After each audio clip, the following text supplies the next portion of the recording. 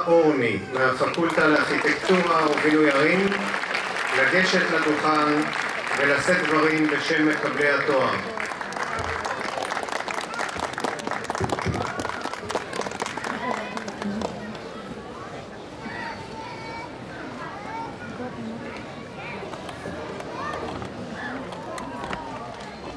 ערב טוב ליושבי שולחן הנשיאות, ערב טוב לכל מקבלי התארים היושבים על במה, ערב טוב לבני המשפחות וערב טוב לאורחים. בתור הבוגרת, המבוגרת ביותר על הבמה, הקשר האישי שלי עם הטכניון התחיל לפני הרבה זמן. בשנת 1957 הגעתי לטכניון בפעם הראשונה. בקריית הטכניון היה אז הבניין לאווירונאוטיקה שם על הגבעה, הבניין לפיזיקה ובניין צ'רצ'יל בבנייה. היו אז הרבה עצים ומעט בניינים. הכניסה שלי לטכניון לא הייתה קלה.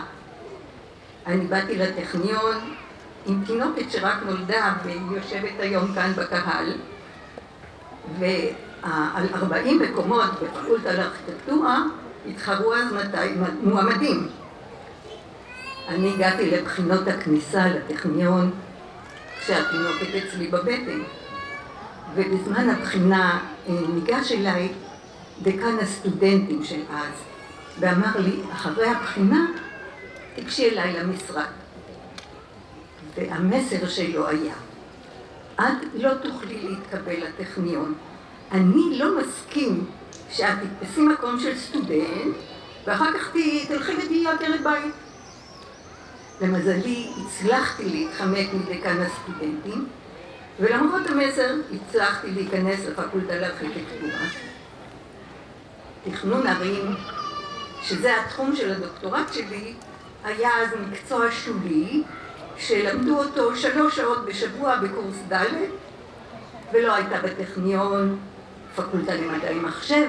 האמת שלא ידעו מה זה מחשב, בקושי ידעו מה זה מחשב, ורפואה למדו אז רק בירושלים.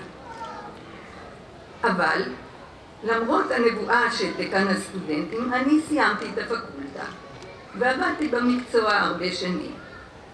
עבדתי בתכנון עיר בעיריית חיפה, והעבודה דרשה מבט עירוני רחב וידע במדיניות ציבורית. ולכן אני חזרתי לטכניון ללימודי תואר שני. זה היה בשנות ה-80. הטכניון כבר התרחב, והייתה פה פקולטה לרפואה, והייתה פקולטה למדעי מחשב ועוד, והיו יותר בניינים, אבל עדיין היו הרבה עצים. לפקולטה לארכיטקטורה כבר היה אז בניין משלה, פה על ידינו, ותכנון ערים הוכר כמקצוע עצמאי. נוסד מסלול מקצועי ומחקרי לתואר שני. הקימה אותו קבוצה של מתכננים נלהבים, בראשותו של פרופסור משה היל המנוח, וביניהם הייתה גם חברת סגל צעירה, שהיום היא פרופסור רחל אלתרמן, שהיא המנחה שלי בדוקטורט.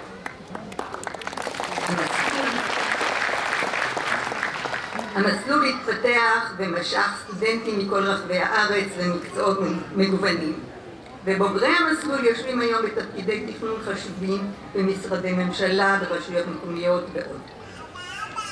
האתגר של מחקר ולימוד משך אותי לחזור לטכניון ללימודי תואר שלישי בשנות ה-2000.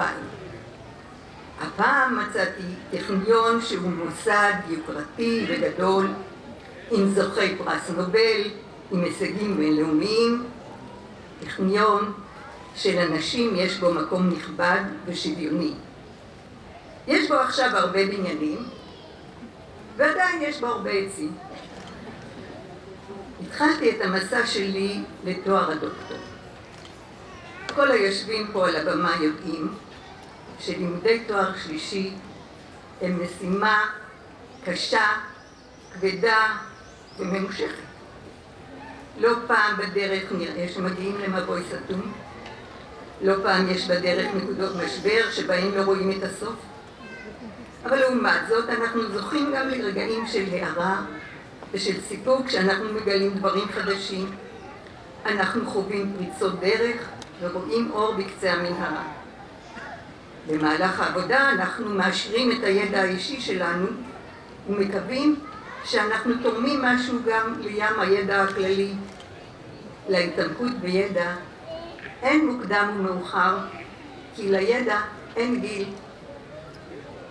בדרך הארוכה הזאת מלווים אותנו הרבה אנשים טובים.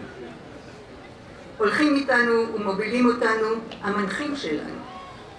אני זכיתי למנחה תומכת, יצירתית ומשקיעה, ואני מודה בשמכם לכל המנחים.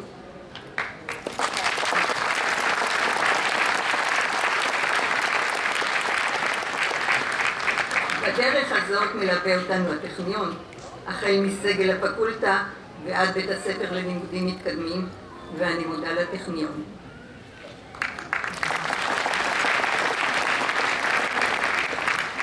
ובראש ובראשונה מלווים אותנו הקרובים לנו, בני המשפחות.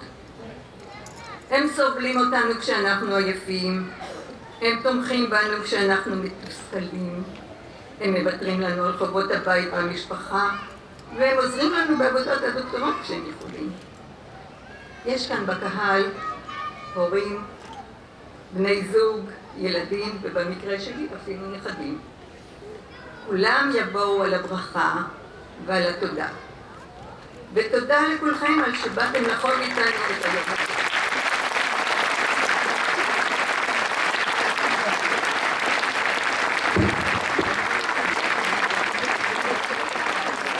תודה רבה לדוקטור אורלי.